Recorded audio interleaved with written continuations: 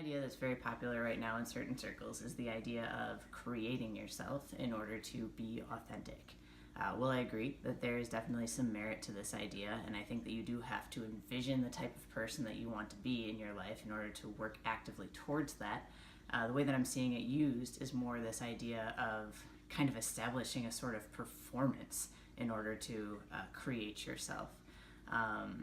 In my mind, that real authenticity and self-creation comes from like really deeply recognizing yourself and figuring out how to leverage that deep recognition of your nature to your benefit and to your end goals versus figuring out how to create a persona that meets your end goals.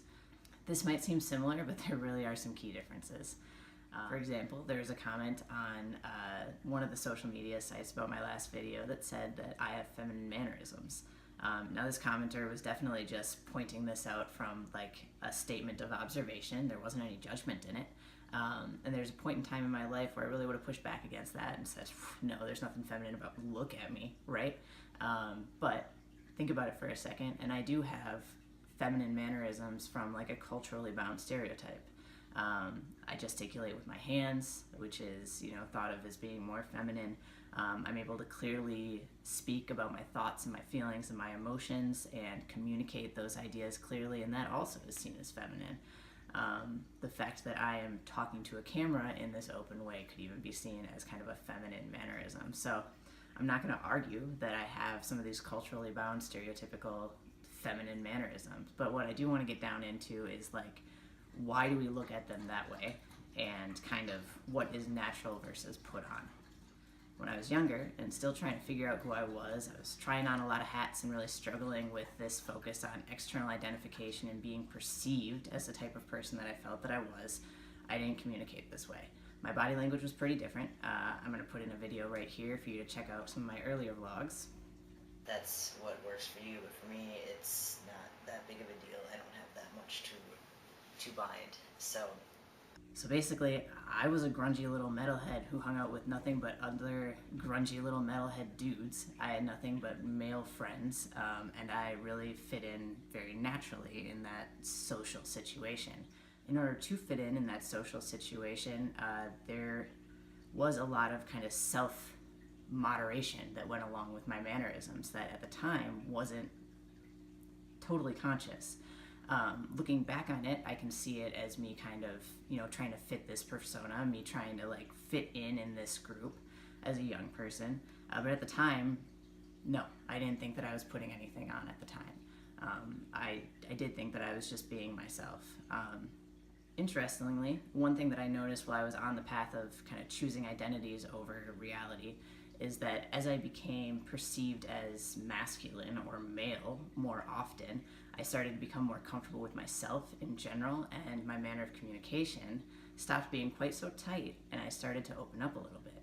I started feeling free to express myself in ways that I had not felt free to express myself when I was worried about being perceived as a woman. Because if I express myself in this natural way as a woman, it's perceived as feminine, and feminine came along with all this baggage that I really didn't want to hold and carry with me. Again, I want to come back and say that I did not feel at the time like I was repressing my true self-expression, but I did notice as I looked around me and saw other people pursuing this path of external modifications, that I saw more and more as these other people became read as male or masculine more often, they too loosened up in their expression. All of a sudden, all of us are talking with our hands. All of a sudden, everybody's talking about, being swishy or whatever. Not everybody. Pull it back a little bit. But a lot of people, this is a very common experience if you've kind of looked around at the wider world of those pursuing this path. So I know that I'm not alone in this experience. So at the time when I was kind of putting on that persona, that was comfortable to me. That was comfortable to be that way, and again, I didn't feel like it was a persona, I felt like it was me.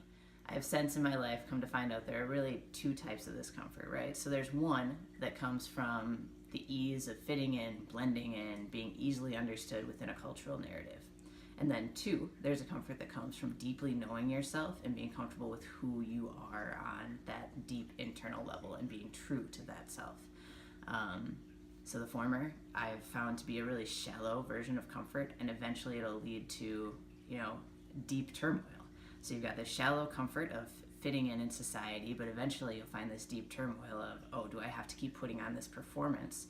Oh, do I have to keep ensuring that I do this external thing to be read this way in order to maintain this shallow level of comfort?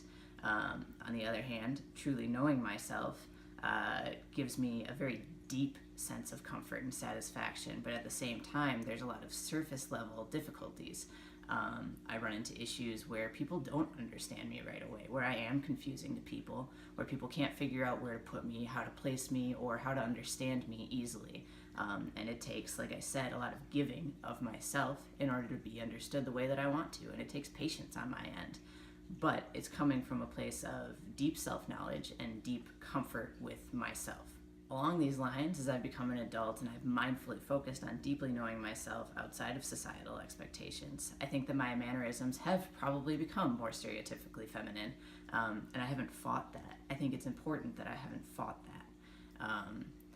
I've also realized as I've progressed in my career and grown into leadership positions that having these feminine mannerisms and what a lot of people call EQ, or emotional intelligence versus IQ, has served me very well in leadership and has been a big part of my success in my career and my life. So yeah, I am now openly embracing these things, and I don't mind if somebody looks at me and thinks of me as feminine. It doesn't change my sense of self, and it's all culturally bound. It doesn't matter. Takeaway, if you want to find true happiness and true success in your life, you really have to take that time to deeply know yourself. Stop moderating. Stop caring whether somebody thinks that you're doing something that's feminine or not. It doesn't matter. Just be yourself.